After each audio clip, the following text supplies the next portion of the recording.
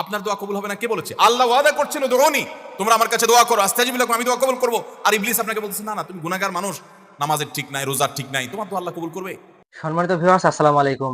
আপনারা যদি নিজে হাতে দোয়া না করেন, অন্যের দিয়ে দোয়া করে নেন। যেমন আপনি বাসা বাড়ি বানাচ্ছেন, মৌলবি মুন্সি আনি দোয়া পড়াচ্ছেন, মানুষকে আনি দোয়া করতেছেন, এই দোয়া কি আপনার কবুল হবে নাকি নিজেকে দোয়া করতে হবে? এই বিষয় নিয়ে চূড়ান্ত আলোচনা চলবে আজকের ভিডিওতে। তো বেশি কথা না বাড়ি চলুন ভিডিওটা দেখে আসি। এই জন্য আমাদের দ্বারা দোয়া করা হয় না ভাইরা আমার। ইবলিসি আমরা শুনবো না। দোয়ার মাধ্যমে বান্দা লাভবান হয়, লাভবান হয়, লাভবান হয়। একটা অজুহাত তো হলে যে আমরা দোয়া করতে যাই না। দোয়া করতে কি জানবেন? দোয়া করতে জানা এটার জন্য কোনো আপনার মাস্টার্স করতে হয় না। দোয়ার উপরে আপনাকে পিএইচডি করতে হবে না। খুব সিম্পল বিষয়, এখনই শিখে নেন। দোয়ার জন্য আদব হলো যে আপনি আল্লাহর কাছে দোয়া করতে গিয়ে প্রথমে আল্লাহর প্রশংসা করবেন। আল্লাহ, আপনার অনেক নিয়ামত আমি ভোগ করছি, আপনি আমাকে অনেক নিয়ামত দিয়েছেন। স্বীকৃতি দেওয়া যে আল্লাহ আমি সুস্থ, অনেকে সুস্থ না। আল্লাহ আমি পঙ্গু না, অনেকে পঙ্গু। আল্লাহ আমাকে আপনি কত কিছু দিয়েছেন যেটা অনেককে দেন নাই। আমার চোখ দুটো ভালো, আমার অনেক নিয়ামত আমি আপনার ভোগ করছি। আল্লাহ, আমি আপনার নিয়ামতের শুকরিয়া আদায় করছি, স্বীকৃতি দিচ্ছি, কৃতজ্ঞতা আদায় করছি। হে আল্লাহ, আপনার রাসূলের প্রতি আপনি রহমত নাজিল করেন। আপনি যদি লম্বা চড়া বিস্তারিত না বলতে পারেন, আপনি সূরা ফাতিহাটা পড়েন, আলহামদুলিল্লাহ আল্লাহর প্রশংসা সেখানে হয়ে গেছে, আলহামদুলিল্লাহ রাব্বিল আলামিন পড়েন, দুরূদ শরীফ পড়েন, বাস।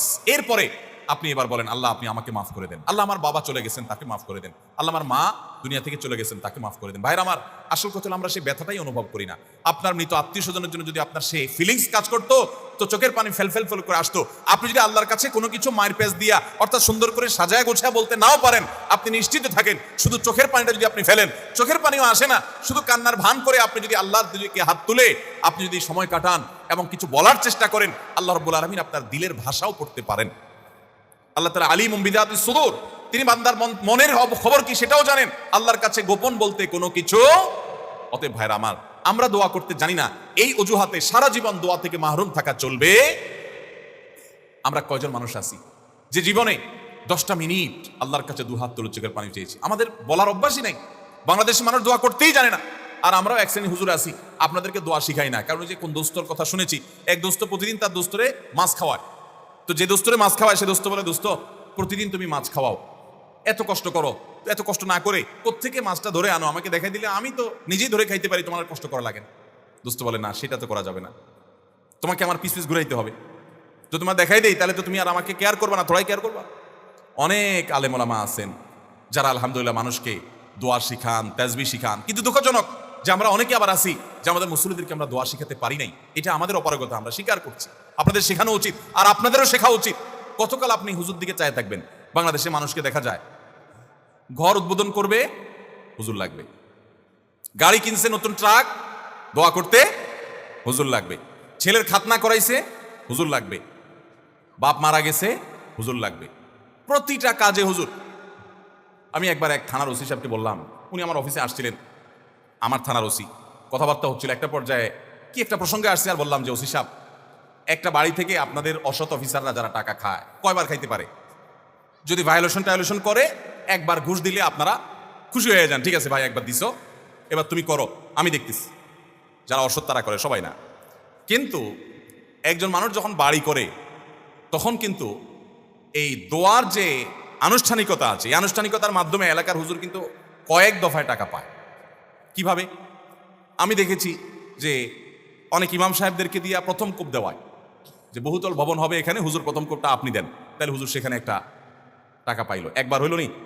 এরপরে যখন ছাদ ঢালাই হয়, সেন্টারিং হয়ে গেছে, ছাদ ঢালাই হবে, আবার হুজুরে ডাকে, হুজুর আপনি একটু দোয়া করে দেন স্যার, ভাইয়া না পড়ে। দ্বিতীয় দফা হইল নি? এরপরে ছাদ ঢালাই হওয়ার পরে বিল্ডিং যখন কমপ্লিট হয়ে যায়, এবার প্রতিটা ফ্ল্যাটের মালিকরা আলাদা আলাদা করে দোয়ার আয়োজন করে, আবার হুজুর দোয়া পায়। তো একটা বিল্ডিংয়ে যদি 10 জন মালিক থাকে, যার যার ফ্ল্যাটে উঠতে আবার 10 বার দোয়া পায়, তাহলে 10 বার 10 জনের মাটির কোবে একবার 11 বার, ছাদে সেন্টারিং এর সময় একবার 12 বার, আর কমপ্লিট হওয়ার পরে একবার 13 বার। এরকম 13 বার, 14 বার, 15 বার, 5 বার, 10 বার পর্যন্ত একজন হুজুর টাকা পায়। ওসি সাহেব আমার কথা শুনে ফেলফেল করে চাই। যাই হোক, এখানে আবার মিলাচ্ছি না আমি যে ঘুষের সাথে এখানে হুজুরদের টাকা দেওয়া। দুনিয়াবি কাজ, দুনিয়াবি যে কোনো বিষয় হুজুররা যদি করেন সেটা বিনিময় দিলে সেটা জায়েজ আছে। কিন্তু আমি বলছি যে আপনি নিজের দোয়া নিজে করতে শিখেন। আপনি সবকিছু হুজুরের দিকে চেয়ে আছেন কেন? বাংলাদেশে মানুষ দোয়া করতে জানে। মসজিদে নামাজের পরে সম্মিলিত মোনাজাত যেসব মসজিদে চালু আছে তারা করে, বেশিরভাগ মসজিদে চালু আছে বাংলাদেশ। আপনারা দেখবেন যে কোনো ব্যক্তি হয়তো নামাজের পরে জিকির আসকার তাসবিহ যেগুলো মাসনুন ওজিফা আছে সেগুলো করতেছে, এদিকে ইমাম সব হাত তুলছে। তো কেউ যদি ওই টাইমে একটু জিকির আসকার করে তো আশপাশ থেকে দেখবে মানুষ এভাবে গুতা মারে। খেয়াল করছেন? এর মানে কি? এর মানে হলো হুজুর হাত তুলছে, তুমি বসে আছো কেন এখনো? আচ্ছা, এরপরে হুজুরের মনে করেন আজকে 4-5টা জিনিস চাওয়ার দরকার, আল্লাহর কাছে চাই ফেলছে, আল্লাহ আমাকে মাফ করে দিয়েন, নেক আমলের তৌফিক দিয়েন, হেদায়েত দান করে দিয়েন, কমন কিছু কথা চাইছে, আজকে হুজুরের কোনো অসুবিধা নাই, হুজুর এরপরে দোয়া শেষ করে দিছে। আরেকজন মানুষ দোয়া করতে করতে তিনি আজকে তার নতুন কিছু সমস্যা যোগ হয়েছে, আজকে পেটে ব্যথা আছে, দোয়া করছে আল্লাহ আমার পেটে ব্যথাটা ভালো করে দেন। তার বউর একটু অসুবিধা আছে, এটা দোয়া করতেছে। এদিকে হুজুরের দোয়া তো শেষ, যদি হুজুরের দোয়া শেষ হওয়ার পরে আবারও কিছু সময় দোয়া করে, তাও দেখবেন আশপাশে কিছু মানুষের গুতা মারে। এর মানে কি? হুজুরের দোয়া শেষ, তুমি কি করো? তার মানে ওই যে রেডিমেড দোয়ার বাইরে দোয়া আমাদের দেশে মানুষ করতে জানে। ভাইরা আমার, খুব আফসোসের সাথে কথাগুলো বলা, আমরা দোয়া করা শিখবো তো ইনশাআল্লাহ। দোয়া না করার জন্য ইবলিস আমাদেরকে একটা যুক্তি দিচ্ছে, সেই যুক্তিটা শুনেন। সেই যুক্তিটা হলো, প্রথমটা তো এটা যে আমরা দোয়া করতে জানি না, তো আমি শিখাই দিলাম দোয়া করবেন কেমনে। সূরা ফাতিহা পড়বেন, দুরূদ শরীফ পড়বেন, দোয়া শুরু করবেন, ব্যাস। বাংলা আল্লাহর প্রশংসা করে দুরূদ শরীফ নবীর জন্য করে পাঠ করে এরপর তো আল্লাহর কাছে মনের চাওয়াগুলো পেশ করবেন। নবী করিম সাল্লাল্লাহু আলাইহি ওয়াসাল্লাম বলেছেন, হারাম কোনো কাজের এবং আত্মীয়তার বন্ধন ছিন্ন করার জন্য যদি কেউ দোয়া না করে, বান্দার দোয়া কবুল হবেই হবে যদি সে সঠিকভাবে দোয়া করে, অন্তর থেকে দোয়া করে। কারণ গাফেল অন্তর দোয়া আল্লাহ তাআলা কবুল করেন না। আপনার মায়ের পেঁচ দরকার নাই, আপনি কোনো কথা বলতে জানেন না, ভাই যে বোবা, তারও তো মনের চাওয়া আছে, আছে না নাই? তো আল্লাহ তাআলা তার মনের চাওয়া বুঝেন না? আল্লাহ রাব্বুল আলামিন সবকিছু টের পান। অতএব আপনি অনেক সাজানো গোছানো কথা বলতে পারছেন না, কোনো দরকার নাই। আপনি যা পারেন তা বলেন, কিছু বলতে পারছেন না, শুধু চোখের পানি বলেন এবং মনের আকুতিগুলো মনে মনে বলেন, আল্লাহ তাআলা সেটা পর্যন্ত শুনতে পান। দোয়া করবো তো ইনশাআল্লাহ। দোয়া না করার জন্য ইবলিস আমাদেরকে দ্বিতীয় যে জিনিসটা শিখায় সেটা কি জানেন? বলে যে আমরা তো গুনাহগার মানুষ, আমাদের দোয়া কি আর কবুল হবে? এত পাপ করি, এত অপরাধ করি, ওনারা হুজুর মানুষ, কত আমল করেন, ওনাদের দোয়াই তো কবুল হবে, আমার দোয়া কি কবুল হবে? এটা হলো ইবলিসের সবচেয়ে বড় শয়তানি, যে আমরা গুনাহগার মানুষ, আমাদের দোয়া কি কবুল হবে? এই ষড়যন্ত্র শয়তানের, এটা দূর করার জন্য একটা বিশেষ একটা দৃষ্টান্ত আমি পেশ করতে চাই। সেটা হলো, আল্লাহ রাব্বুল আলামিন যখন আদম আলাইহিস সালামকে সৃষ্টি করার পর সকল ফেরেশতাকে, ইবলিসে তাদের মধ্যে শামিল ছিলেন, ইবাদত করতে করতে তাদের পর্যায়ে চলে গেছেন, তার দলভুক্ত হয়ে গেছেন, সে সহ সবাইকে যখন আল্লাহ রাব্বুল আলামিন সিজদা করতে নির্দেশ করলেন, সবাই সিজদা করলো, ইবলিস সিজদা করলো না। কেন সিজদা করলো না? আবা ওয়াস্তাকবারা ওয়া কানা মিনাল কাফিরিন, সে অস্বীকার করছে। আল্লাহর সামনে সরাসরি আল্লাহর নির্দেশকে অস্বীকার করা, ডিনাই করা, এটা তো বিদ্রোহ করার শামিল। এটা সাধারণ কুফরি না, এটা বিদ্রোহ। আপনি আপনার আব্বার একটা কথা শুনলেন না, এটা তার অগোচরে শুনলেন না, এটা একটা জিনিস। কিন্তু সামনাসামনি আপনাকে বললো এটা কর, আপনি বললেন আমি করব না, এটা আরেক জিনিস। কিন্তু এটা কিন্তু রীতিমতো বেয়াদবি এবং বিদ্রোহ। ইবলিস সেই কাজটা করছে। বোঝার চেষ্টা করেন, এইরকম জঘন্য অপরাধ যে আল্লাহ রাব্বুল আলামিনের সামনে সরাসরি বিদ্রোহ করা, সরাসরি বেয়াদবি করা। কার সামনে বেয়াদবি? কোনো প্রধানমন্ত্রী প্রেসিডেন্টের সামনে না, যাদের সামনে বেয়াদবি করলে কল্লা উড়ে যাবে, স্বয়ং সৃষ্টিকর্তার সামনে বেয়াদবি। প্রধানমন্ত্রী এবং প্রেসিডেন্ট তো পরের কথা, দুনিয়ার সকল প্রধানমন্ত্রী প্রেসিডেন্টের বানানেওয়ালা রব, তার সামনে বেয়াদবি করছে কে? ইবলিস। বোঝার চেষ্টা করেন, পরিস্থিতিটা বোঝার চেষ্টা করেন। ওই টাইমে আল্লাহ রাব্বুল আলামিনের রাগান্বিত হওয়ার কথা কি কথা না? আল্লাহর নাফরমানি যত মানুষ, যত সৃষ্টি যতভাবে করুক, ইবলিসের চাইতে এইরকম বেয়াদবি নাফরমানি আল্লাহ সৃষ্টি জগতে কেউ করেও নাই, কিয়ামত পর্যন্ত কেউ করবেও না। এইরকম নাফরমানি করেছে, আবা ওয়াস্তাকবার, অহমিকা করেছে, দম্ভ করেছে আল্লাহর সামনে দম্ভ। ভাইরা আমার, সিচুয়েশনটা বুঝলেন তো যে পরিস্থিতি কি?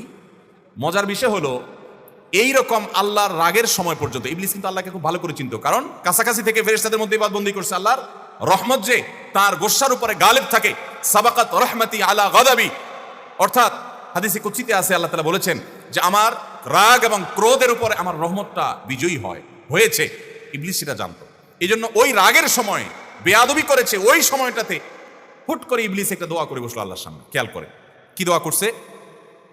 রব্বি ফাংজুরনি ইলা ইয়াউমি ইউবআসুন, আল্লাহ আমাকে আপনি সুযোগ দেন।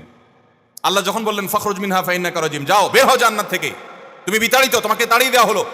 ওই টাইমে আল্লাহ তাআলা রাগ হয়ে বের করে দিয়েছেন। ভয়ে তো এই টাইমে আল্লাহর কাছে কিছু বলার কথা না, কিন্তু ইবলিস ওই টাইমে আল্লাহর কাছে দোয়া করে বসছে। কি দোয়া?